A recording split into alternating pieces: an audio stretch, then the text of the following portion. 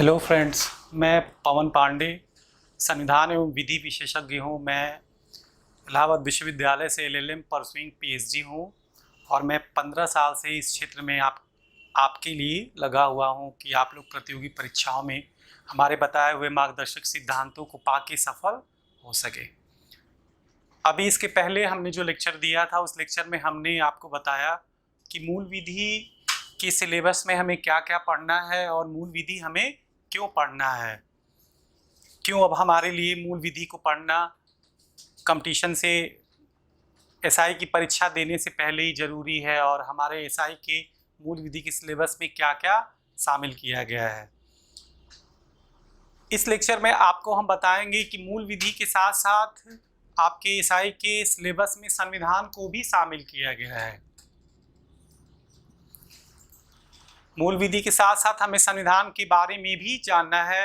संविधान से भी लगभग 10-12 क्वेश्चन आते हैं। तो इस लेक्चर में हम चर्चा करेंगे कि संविधान क्या है, संविधान की परिभाषा क्या है, संविधान हमें क्यों पढ़ना है, इसके अंतर्गत हमें कौन कौन से चैप्टर हमारे एसआई के सिलेबस में शामिल किया गया है, उससे किस किस तरीके से क्वेश्चन आएंगे, ताकि दोनों चीज़ें हमारी क्लियर हो जाए कि मूल विधि में हमें क्या क्या पढ़ना है और संविधान में हमें क्या क्या पढ़ना है।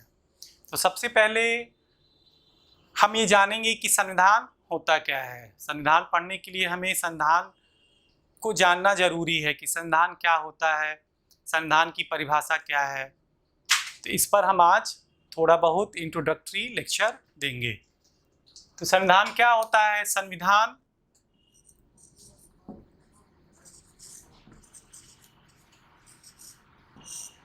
संविधान वह पवित्र दस्तावेज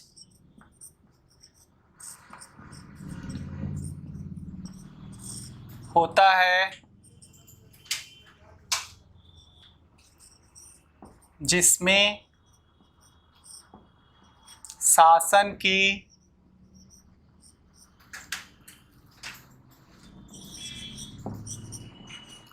शासन के तीनों अंगों के गठन, अधिकार एवं कर्तव्यों की विवेचना की गई होती है। क्या होता है संविधान? संविधान वह पवित्र दस्तावेज होता है जिसमें शासन की तीनों अंगों के गठन इट मीन्स क्या? संरचना, अधिकार एवं कर्तव्यों की विवेचना की गई होती है। शासन के अंग दिया है कि शासन के तीनों अंगों, शासन के कितने अंग होते हैं? 3 अंग होते हैं। कौन कौन से 3 अंग होते हैं शासन के? विधायिका,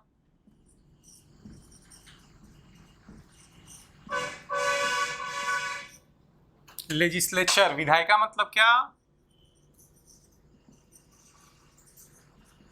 लेजिस्लेचर, विधायिका। दूसरा कौन सा अंग होता है? कार्यपालिका।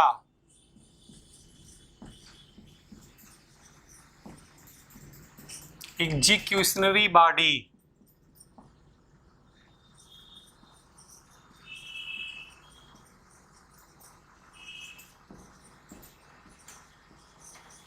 और तीसरा न्यायपालिका।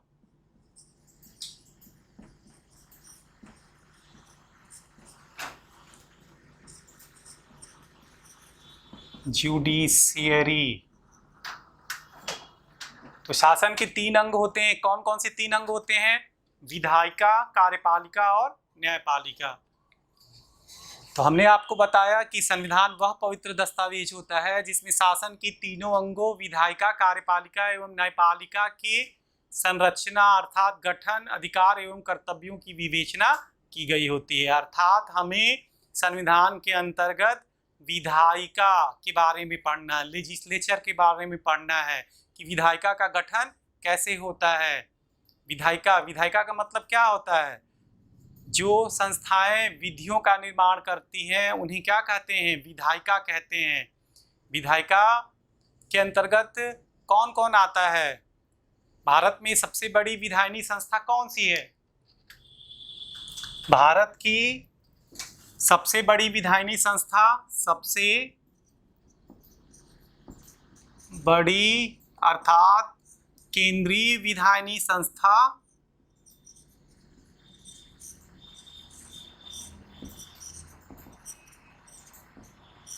कौन सी होती है? संसद होती है। संसद किससे किससे मिलकर गठित होता है? राष्ट्रपति, लोकसभा एवं राज्यसभा। तो हमारे एसआई के सिलेबस में संविधान की इन्हीं चीजों को पढ़ना है। हमें विधायिका के बारे में पढ़ना है कि विधायिका कौन कौन सी होती है। केंद्रीय विधायिका कौन सी होती है? तो केंद्रीय विधायिका क्या होती है? संसद होती है। केंद्र में जो विधियों का निर्माण करता है वह संसद होता है। राज्य में जो विधियों का निर्माण करता है, राज्य में विधियों का निर्माण कौन करता है? राज्य विधायिका करती है। कौन करता है राज्य में विधियों का निर्माण? राज्य विधायिका। राज्य विधायिका किससे किससे मिलकर गठित होता है? राज्यपाल, विधानसभा और विधान परिषद। लेकिन सभी राज्य विधायिका में विधान परिषद नहीं होता है, सिर्फ साथ ही राज्यों में विधान परिषद है। हर स्टेट में विधानसभा और विधान परिषद दोनों नहीं होता है, सिर्फ साथ ही राज्यों में विधान परिषद है। तो राज्य विधायिका का गठन किससे किससे हो गया? राज्य विधायिका का गठन हो गया राज्यपाल, विधानसभा और विधान परिषद। लेकिन जहां विधान परिषद है सिर्फ वहीं पे, जहां नहीं है वहां पे क्या? राज्यपाल और विधानसभा। तो हमें संविधान के अंतर्गत क्या पढ़ना है? विधायिका की संरचना पढ़नी है। तो हमारे एसआई के सिलेबस में पढ़ना है कि संसद की संरचना कैसे होती है, संसद का गठन कैसे होता है, राज्य विधायिका का गठन कैसे होता है। हमने कहा कि तीनों अंगों के गठन अर्थात विधायिका का गठन, संसद का गठन। संसद में कौन आ गया? राष्ट्रपति आ गया। तो हमारे एसआई के सिलेबस में हमें राष्ट्रपति के बारे में पढ़ना है कि राष्ट्रपति कौन है। राष्ट्रपति भारत का प्रथम कार्यपालकीय अधिकारी होता है। राष्ट्रपति की नियुक्ति कौन करता है? राष्ट्रपति के क्या क्या कृत्य हैं? सैन्य कृत्य क्या है उसका? न्यायिक कृत्य क्या है उसका? राष्ट्रपति के कौन कौन से अधिकार हैं, कौन कौन से कर्तव्य हैं? ये सब चीजें हम क्रमशः एक एक करके एसआई के सिलेबस के अंतर्गत पढ़ेंगे। तो विधायिका हो गया, केंद्रीय विधायिका, राज्य विधायिका।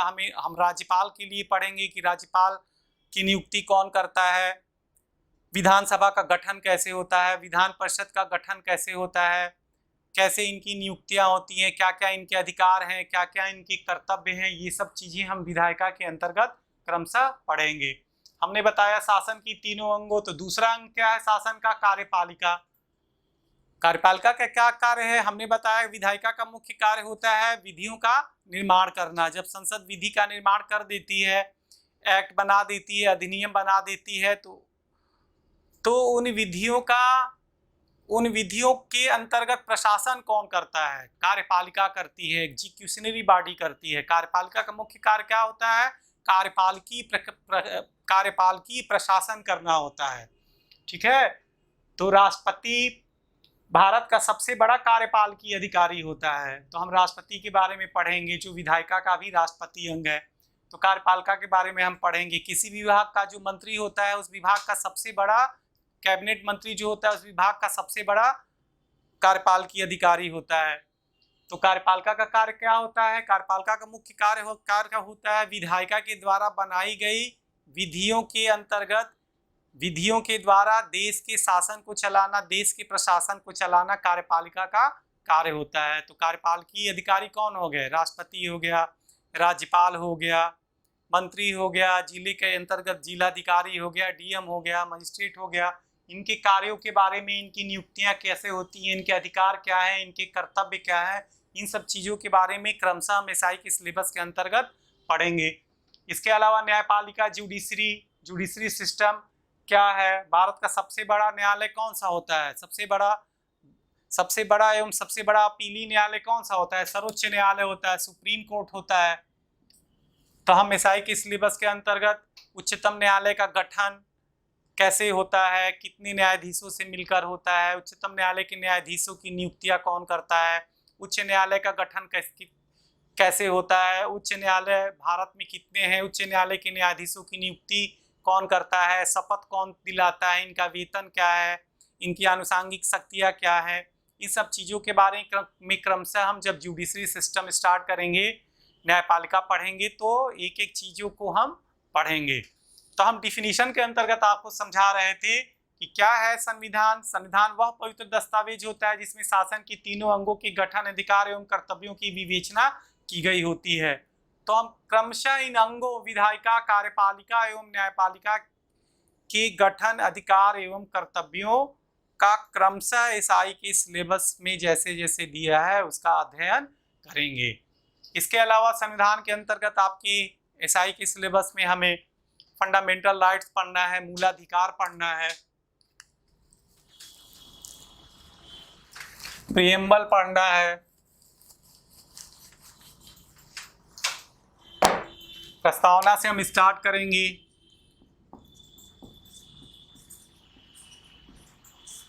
प्रस्तावना, फिर फंडामेंटल राइट्स, मूलाधिकार,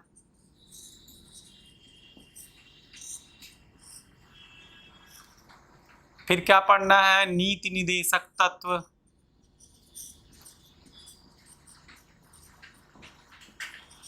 डायरेक्टिव प्रिंसिपल्स, फिर क्या हम पढ़ेंगे, मूल कर्तव्य, फंडामेंटल ड्यूटीज, फिर पढ़ेंगे हम राष्ट्रपति के बारे में, राष्ट्रपति, उपराष्ट्रपति, फिर पढ़ेंगे हम संसद के बारे में, संसद का गठन क्या होता है, संसदीय विशेषाधिकार क्या होते हैं, संसद में कैसे कार्यवाहियाँ चलती हैं, कैसे अधिवेशन होता है, संसद के विशेष सत्र कैसे बुलाए जाते हैं, इन सब चीज़ों के बारे में हम संसद के अंतर्गत पढ़ेंगे। फिर पढ़ेंगे हम राज्यपाल के बारे में,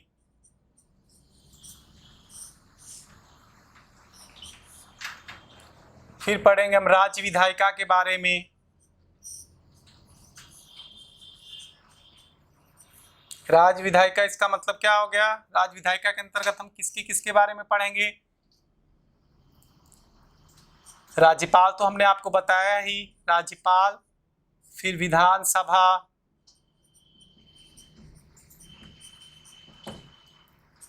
विधान परिषद,